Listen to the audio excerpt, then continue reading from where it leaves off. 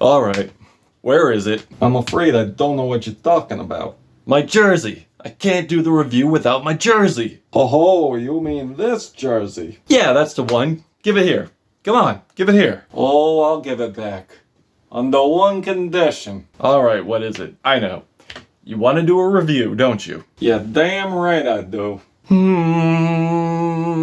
Alright, fine. Now can I have it back? Sure thing, buddy. Bing! Alright. Hello one, hello all. It is the gothiest ghost of them all, Casper in the flesh, and it's time for a review of Armand Hammer. We buy Diabetic test strips. Abstract rap duo Armand Hammer is back with their latest album, and it wasn't too long ago when we got their latest album, Haram, which was a pretty great collab with Alchemist. And if this is your first time to Armand Hammer, I highly recommend their fantastic album, Paraffin.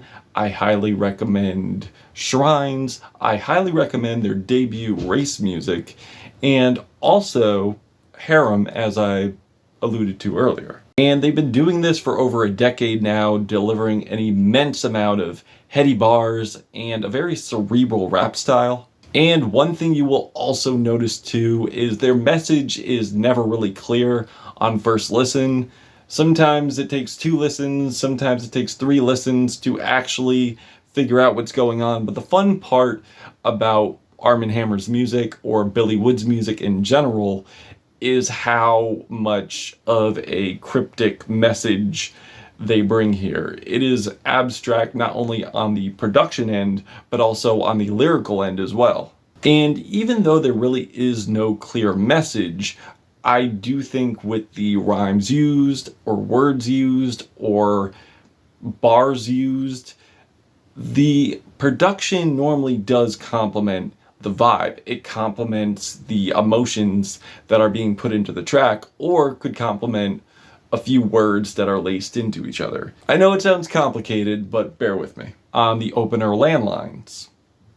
Produced by JPEG Mafia, and if you didn't know, JPEG Mafia and Armand Hammer did have a little riff back in the day, but they're on good terms now, and he is actually producing for this album, where we get these reverse vocals that create a whole layer of instrumentation, with telephones ringing over this ambient drumless beat, where it does sound very Twin Peaks meets One of Tricks Point Never, the Replica era, reflecting on childhood memories, and also insightful and very clever wordplay from Elucid and Woods, with Elucid saying, "I'd rather be codependent than codefendant," or where Woods drops a satirical view on technology and communication. Voice to text fucking up, still sent it. It captured the sentiment. Next we have Woke Up and Asked Siri How I'm Going to Die, that has these abysmal droning vocals that goes into this psychedelic reverb strum production with JPEG once again on the beat. We then get flexible Unreliability of Time and Melody, which have bars that call back to Paraffin, which, if you remember, saying "you don't work, you don't eat," which was the hook from No Days Off. And the bars here are very much a riddle, where what I'm getting from this is he's talking about how technology plays a huge role in job applications, or just getting through your career as an artist or anything. Where he goes, "I feel a way proving my identity to robots." Also, I want to mention, do not go into this thing expecting a clear and precise message like right off the bat. And I feel Woods is definitely aware of that when he says bars like, "Does my record speak for itself, don't try to add on." So he is definitely well aware of how cryptic his bars is and how people try to decode them. And on this album, I feel they are touching on a lot here, be it racism, be it capitalism, be it economic struggle, be it relationships, be it family, or even where they're all tied into one, where I feel Woods geniusly crafts together on the song Don't Lose Your Job. They say the gas price is right, it is high, and follows that up with a weed bar to create the connection, and also creating a double entendre, following it up with the breaking up of weed to breaking up with him, and saying even when separated, he will still be on good terms with your mom. What a guy. Or on Switchboard, where Elucid gives a critique on people who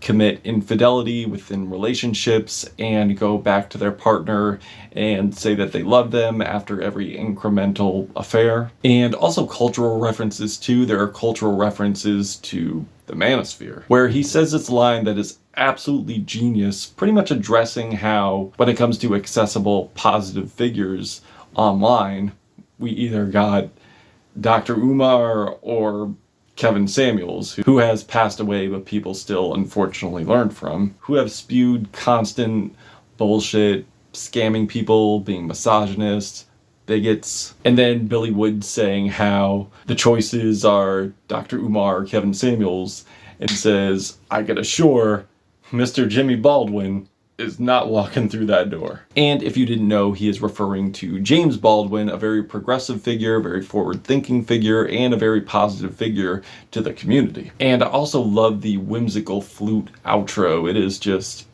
gorgeously orgasmic. The song, It Started With a Kiss, has this very influential, I would say, indie East African type production.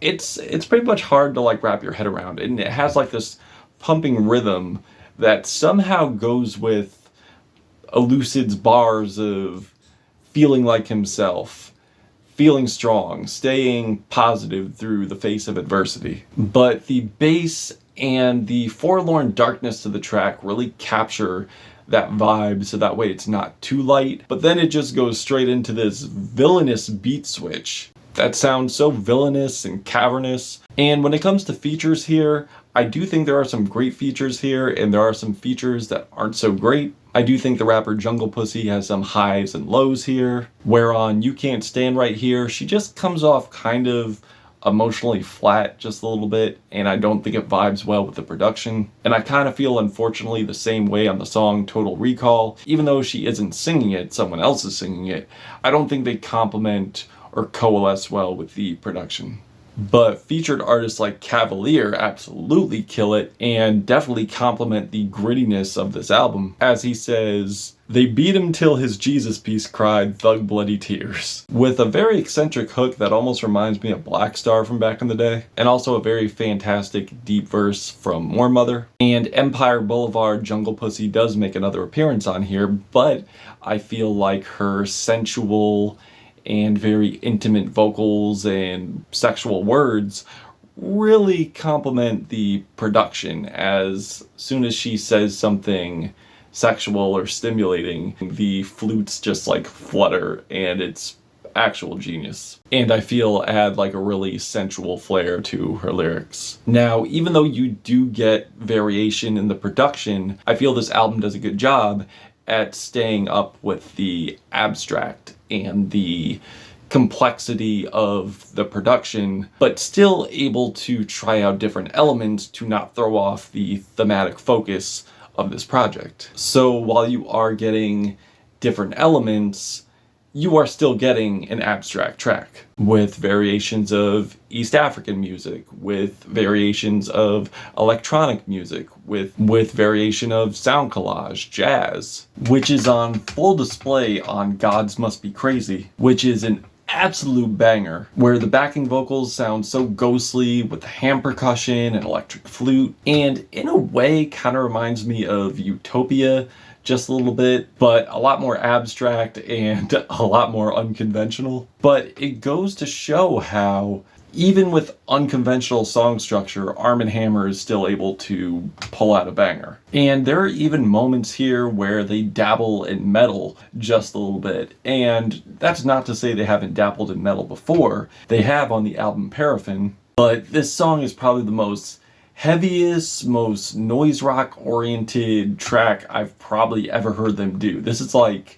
rap's answer to noise rock. Like, it's so droning, the production is so shrill at points, and the guitars sound like machinery. Like, I can't really tell if I'm listening to a factory of like machines manipulating guitars, I can't necessarily tell, but it kicks ass with these distorted droning guitars. Pink Sifu sounds completely unhinged, and Elucid sounds more aggressive than ever, but Wood sounds more paranoid than ever, where Woods finishes off his verse saying, "Missionary, 'cause I know God sees us." And with the track being called Trauma Mike, they really do share different variations of trauma.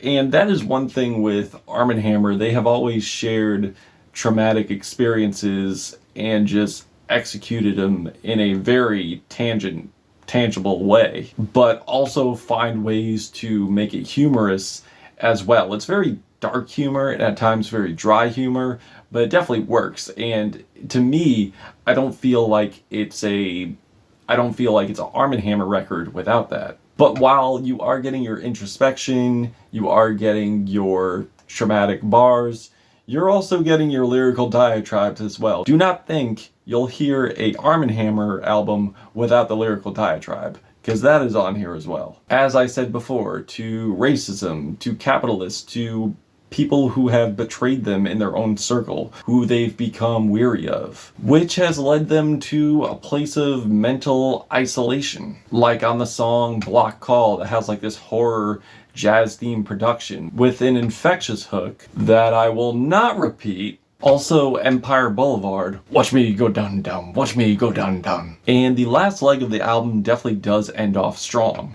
Like on Switchboard with this glitchy, atmospheric Plunderphonics production. And I love how cryptic and open for interpretation the closer is, where the hook says that security deposit ain't coming back, but also the keys are under the mat, which definitely leaves a lot of interpretation there. And that is so classic Armand Hammer, to leave you in suspense and get your mind just wondering and just sinking into one bar after another. It's like you hang on like every word, but every word I feel is really worth digging into. And that is the joy of Armand Hammer, which they've definitely done here, also providing like excellent above and beyond production as well.